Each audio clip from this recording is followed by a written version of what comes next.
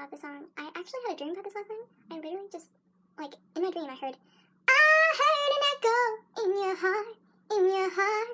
And my dream is about this, like, orca and dolphin. Okay, so I was sliding down a hill in the snow, and I fell into a lake. Or, you know, the character in my dream fell into a lake, but it was probably supposed to be me.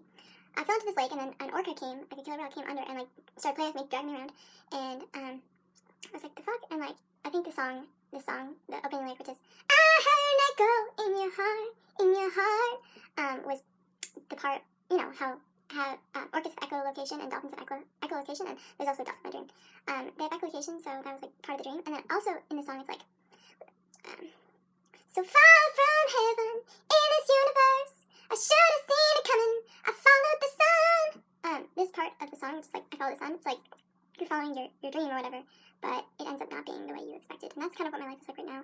You know, I want to be in a happy place, but I'm not, like, super happy, so yeah, that's my impressions of this song. And I really like this song. It's, like, really kind of dream-esque, the way it's kind of laid out is quite dream-esque.